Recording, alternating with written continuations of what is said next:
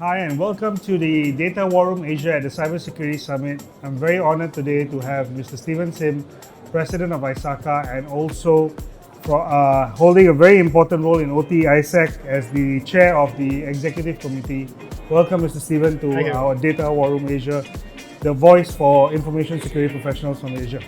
So before I ask you a few questions, maybe you can give us a detailed introduction of yourself and your experience and where you come from. Sure. Yeah. Thanks for having me here. No worries. I've been in the cybersecurity line for the past 25 years. Wow.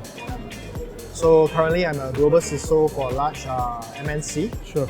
I also volunteer, as you roughly pointed out, as President of ISACA Singapore Chapter, as well as the Chair of the Oti ISAC Executive Committee. Because I truly believe that we are really as strong as our ecosystem. Right. So volunteering, giving back is very important to uplift the entire ecosystem. Agree. I totally agree. And since we talk about you being the president of ISACA and the Oti ISAC, what role do you see these organizations play in the InfoSec community at large, especially in Singapore? Yeah, so ISACA Singapore Chapter is a chapter of the entire ISACA Global. Yes. So ISACA Global has 150,000 members across 225 chapters in 188 countries. Right. It provides thought leadership in the areas of governance, risk, compliance, cybersecurity, audit, privacy, and emerging technologies. Right. The Singapore chapter itself, we have 3,300 members. Oh, wow. And we hold near weekly events. Right. Thought leadership sharing events. We held annual surveys. We also have CISO fireside chats and 2 annual conferences. Okay. We provide certification training. So for our key certifications like CISA, CISM, series, C-Guide, those certifications for audit, security management, risk, compliance, and privacy as well, which is the CDIPC. And we have a SLT conversion program for what we call Chili Stack conversion program. That is to help women to move into a cybersecurity career, either mid-career or to switch their vocations from non-cyber to cyber. And that's the ISACA Singapore part. Right. Yeah. So do you feel that with ISACA having so many 3,000 over members in Singapore, how does the community grow and exchange ideas and come up with a Singapore point of view in security? Because Asia is very different from the Western world in culture, and Singapore is a melting pot. Right. So earlier this morning, I was actually giving a presentation about ISACA's State of Cybersecurity 2022 survey results. Right. For the Singapore itself, we also held localized surveys for the past 3 years. So I was sharing results from our third State of Cybersecurity survey. Okay. So having that survey of our membership allows us to contextualize what we are seeing locally versus what we are seeing globally.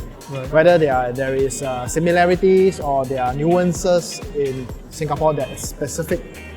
For instance, we have identified that one of the top skill sets that people find lacking for cybersecurity professionals are soft skills, which is in the areas of stakeholder management. Right. So earlier on I shared we have near-weekly events that promote the cross-sharing of ideas and so forth. We also have partnerships with PDPC, which is our privacy commission, personal data protection commission, as well as Cybersecurity Agency of Singapore, and we believe strongly in this public-private partnership. So there I also shared about Oti ISAC. Right. So you mentioned about how do we promote that sharing of information.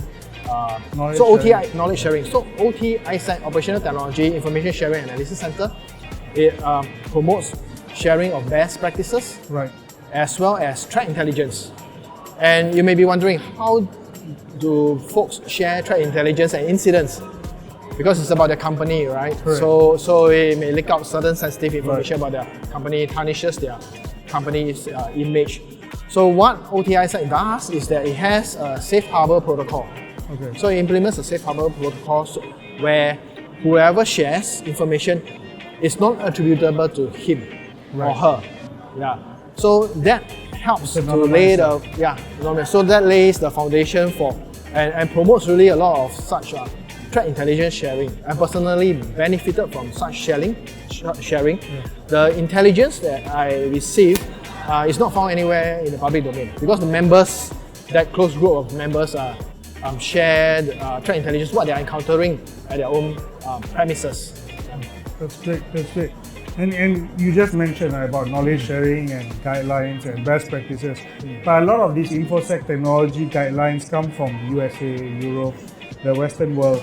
Do you think these are adapted enough for Asia, or does Asia have different challenges given the diversity in cultures and geography? What is your take on this? Yeah, I think that is a very good question. It is definitely a borderless world. We know cyber is borderless. Where there is financial gain, hackers will push forth their agenda. Right. As long as you have an IP address, you are exposed, they will scan, they will attack you. So from that perspective, the same type of threats typically that is targeted at the global space. Okay. The Singapore side will also receive. So what we have seen is that based on our survey results, ransomware still ranks high in the kind of threats that folks are concerned with, and they are receiving ransomware attempts at a high rate similar to global. But in terms of regulations, there are definitely nuances. So some nations, they have a lower risk appetite, some have a higher risk appetite, depending on, because it's always a balance, there's no 100% security. You want to foster a better business environment. So for instance, in Singapore itself, we are moving towards smart nation initiatives, industrial revolution 4.0, supply chain 4.0. And that requires extension and adoption of use of IoT, more use of cloud, use of AI, use of sensors and so forth. Right. So with that also comes an increased attack surface. Right. So it is about optimizing risk. So the regulations are still permissible in terms of allowing the business to be able to embark on a digital transformation journey. Right. Yet, with adequate controls enough, like the Cybersecurity Agency, the DCE, Gaurav Gati was sharing this morning about the digital trust framework that they are putting in place, the attestation, their cybersecurity labeling scheme for IoT that they are putting in place. So that actually helps. So these are the different nuances of how the different countries actually approach different sets of problems. Like when you talk about supply chain risk, the US and the UK has came out with guidances. Different sets of guidances, but all for the same objective. Singapore is also coming out with their own set of guidances. So with the public-private partnership between the governments as well as ISACA Singapore and Oti ISAC, we help to uplift the maturity of the entire ecosystem by getting feedback, because most of the nations, including Singapore, we do a consultative approach. We get feedback from our membership, what they think about certain drafts that are being developed, and we give feedback so that they can mature into a final, more palatable set of standards that promotes the business, realize maximum business benefits, yet optimize risk and resources. Great. So it's very good that the feedback comes from local, and as you mentioned, Oti ISAC, it's the local sharing that makes a big difference to the community as well. Yeah, we think global and act local. So as I shared, ISACA Singapore and Oti ISAC, we have that global reach. And with that, we can actually exchange and cross-pollinate ideas between chapters of different organizations across the globe. So that helps in essentially leveling everybody up globally. Okay, last but not least, you've been around in the cybersecurity space for a long time. You've seen a lot of things change. So where do you see cybersecurity going in the next 3 to 5 years?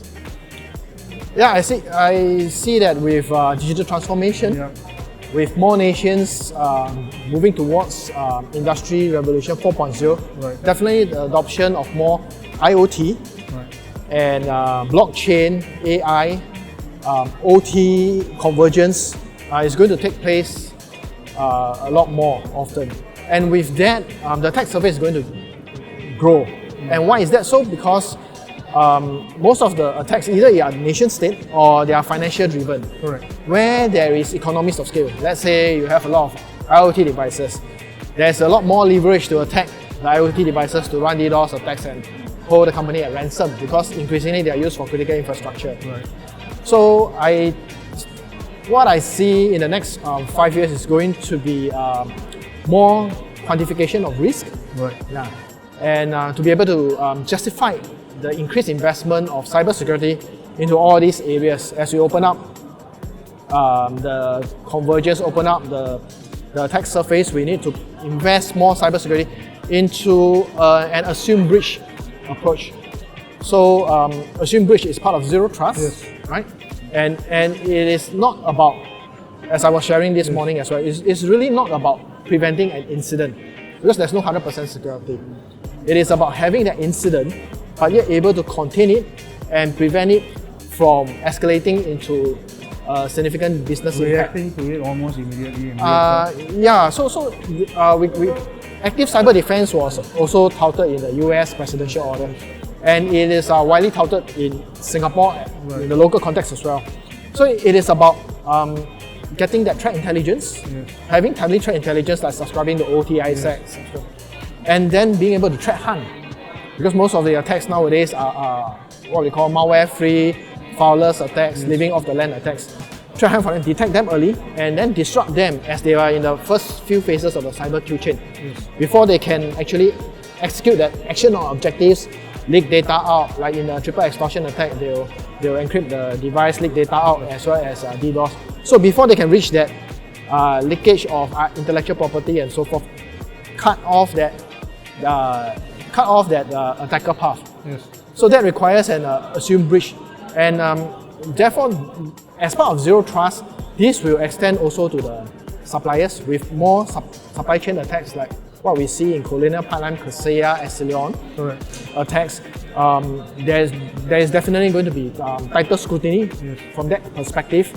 Two key things that I have noticed that organizations are increasingly looking at is the breach notification timeline, as well as the vulnerability disclosure timeline.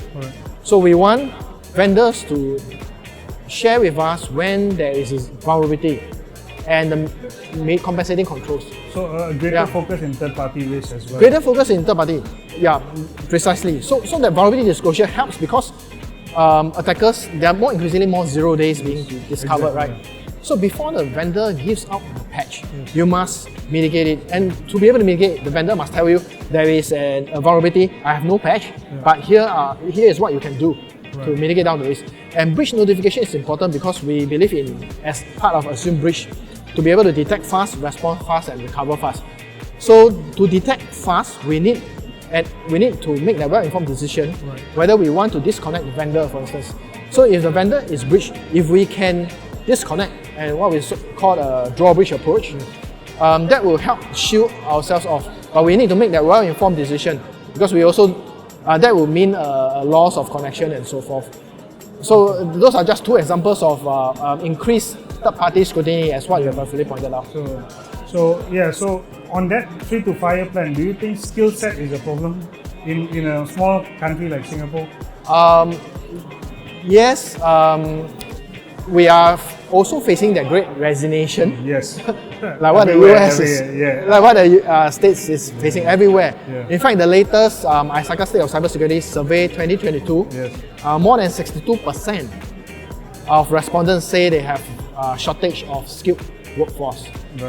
So that cross-training I shared with you about mid-career changes, upskilling, she leads stack, to train internal folks like OT professionals. They have the OT domain. So you just need to train them on the cybersecurity piece to be able to manage, upskill and look at cybersecurity overall. So that is definitely an important piece, and as well as understanding things like blockchain, AI, OT. So I mentioned about governance, risk, compliance aspects. How does someone who is a governance professional or an audit professional knows how to audit blockchain, knows how to audit AI? So they also need to extend their skill sets into those domains to understand more about AI. Right. And in fact, ISACA released a CET, Certified in Emerging Tech, which focuses in cloud, IoT, AI and blockchain. Right. And the reason for that is because they understand that there are folks with CISA, CISC, SAR system, but they don't have that domain knowledge of blockchain and so forth. And to be able to apply security management, apply audit practices into those areas, they need to take up this knowledge. It's all very interesting. I think we could talk for hours, but thank you very much, Mr. Steven. It's been a great honor having you on the podcast, and we hope to have you on sometime in the future again. Pleasure is mine. Thank you very much. Thank you very much. Thanks.